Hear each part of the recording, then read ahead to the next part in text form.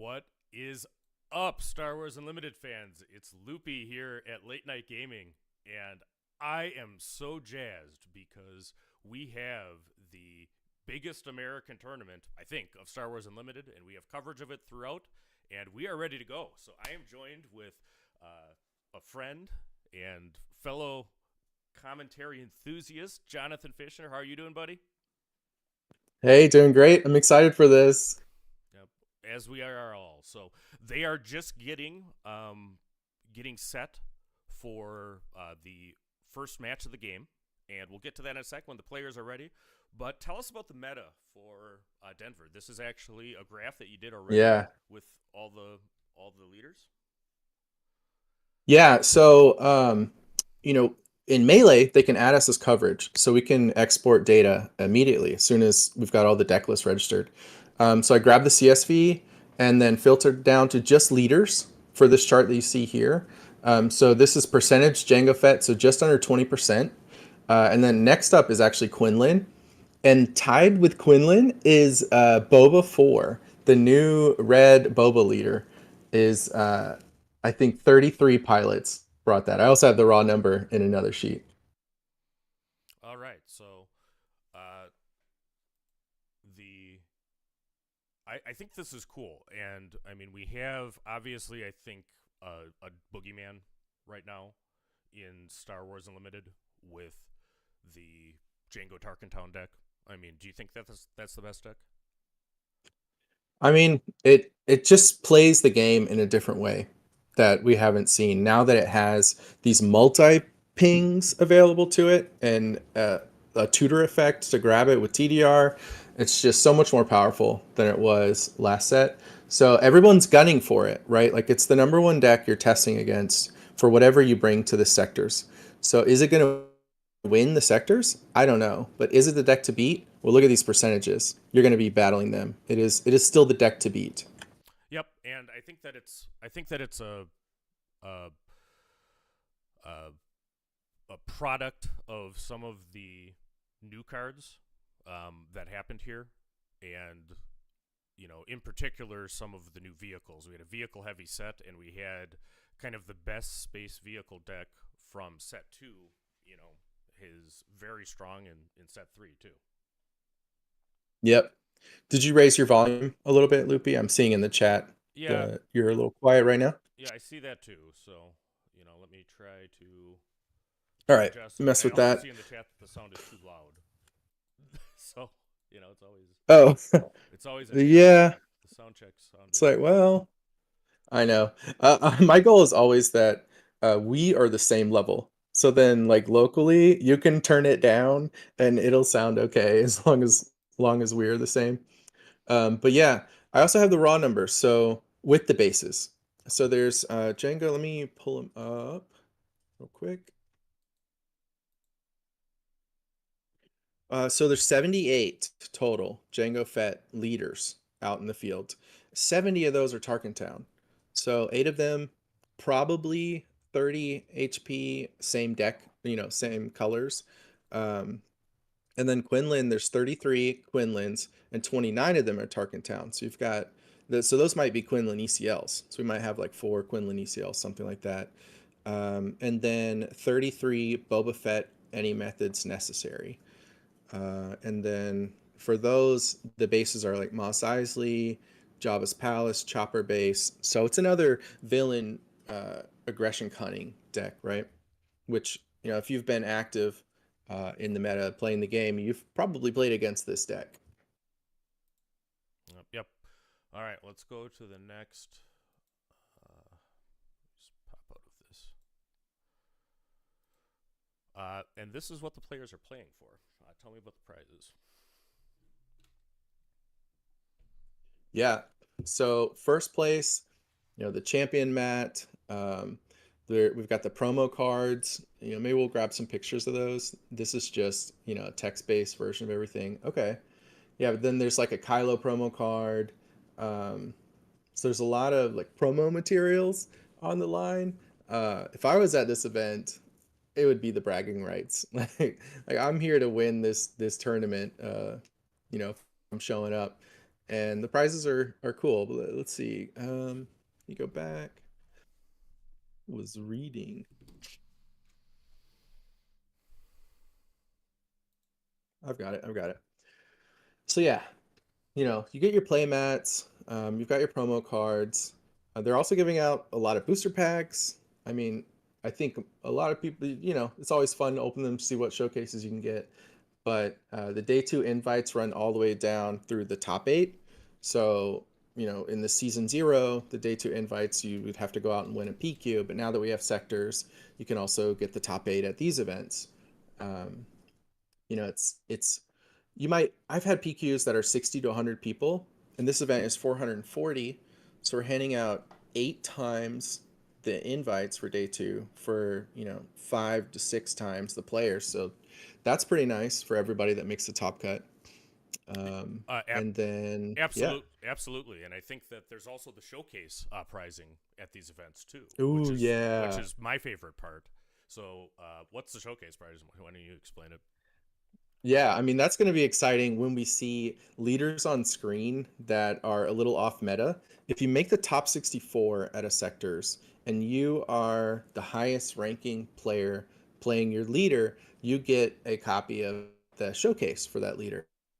And in particular, the set one Luke and set one Vader showcases were not published during those sets, right? Because those were the starter deck leaders. But at the sectors, if you are the top ranked Vader player, top ranked Luke player, you get one of those showcases. So we may see some Vaders and Lukes showing up. You saw in the showcase incentive, that percentage probably would have been a bit lower. All right, yeah, no, and it's go to, and I think that we'll have probably some people just jamming Luke and Vader, trying to be the first one to get those showcases. This is the first way that they're available.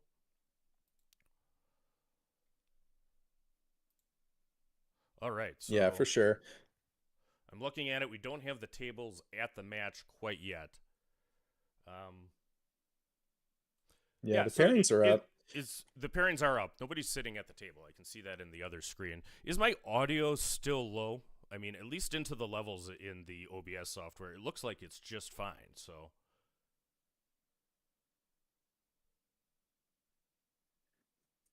Is it am I too loud? Should I adjust my mic sensitivity maybe? no, I think that we're actually, I mean, because you can see where the levels hit right now. So, right now, we're almost exactly even into OBS. So, in theory, this should be going. They're saying that's still low. So, uh, one thing that I will say is there is some element of like when I sing, and I do actually sing. I'm a little bit of a musician, but I have a Johnny Cash level bass voice. So my there. As far as the stream, being at 360, uh, what what we have here. Actually, I can look at that setting. Yeah, just Going out. seeing the decibel levels here. I'm popping into the yellows. I did lower my mic sensitivity just a little bit, just to help out.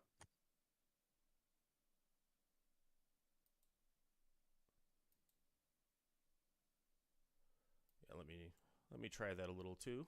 But is what it is. Audio and video issues are what we have. This is the kind of settings for the stream that we typically use.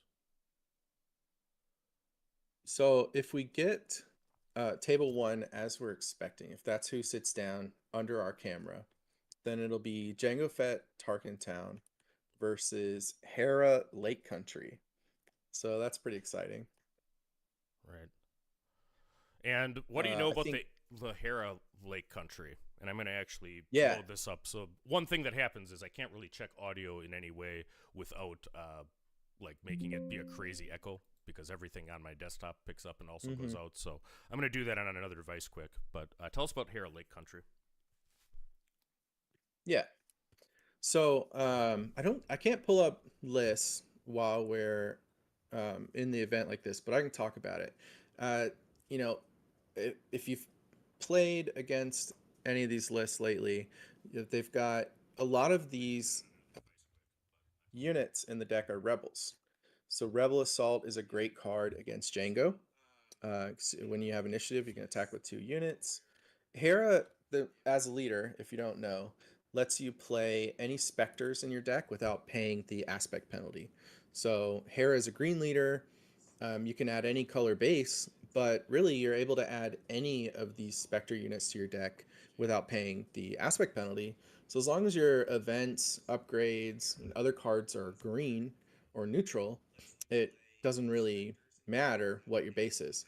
So Lake Country is giving us 4 extra health on our base, and what we're missing out on is the opportunity to play events, upgrades, non-specter units in another color, or double green cards. In earlier sets, we would have seen like Command come in, but there's not a lot of double green cards that are really high impact in this deck. So players have been finding in these double green decks, why don't I just run Lake Country, and especially in Hera. And a really neat thing that comes up is the 4-drop Sabine. When you attack with 4-drop Sabine, you flip over the top card of your deck, and if it does not match the aspect of your base, you deal 2 damage to a ground unit. Well, every single card in the deck doesn't match the aspect of our base, so that's always going to work.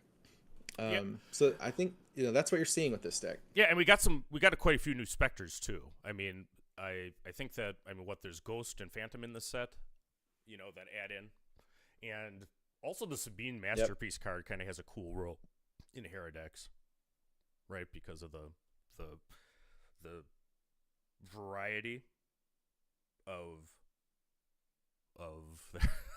Chris in the chat asked me why I'm letting I know. Jonathan have a better name, so we better fix that one there. But and I think as you get into this, we're going to see some Django today. I mean, I'd love to see Hera Lake Country, pull out a win here in round 1. What about you? Yeah, I was watching the Liverpool stream this morning. I think Chris and I both set 4 a.m. alarms so we could watch some Liverpool. I don't know if Chris really did it. He said he would. But I was up and I saw Hera 2-0 Django on that stream. So it is very doable. Yeah, so Symbiote, my friend, says that we're going to rename you to John Fish. So we might name you to John Fish. You're like the Blackfish from Game of Thrones, but a John Fish. You just cut the Fisher part off. That's what? fine. Yeah, right. All right, so let's look at here. Matches. So table 1, we have Jordan and Aaron are the two. Aaron is playing the Hera deck, and it looks like we have Jordan Fiegelman playing Django Fett. That's not Jordan from Colorado Cantina Crew, is it? I don't know Jordan's last name. I don't know Jordan's. So here's a story. Yeah. Oh yeah, let's go for it. Tell the story. So FedEx, we're doing this and we're producing remotely, which is the way to have the streams crash as little as possible. I mean, you got to get the video out of the building somehow.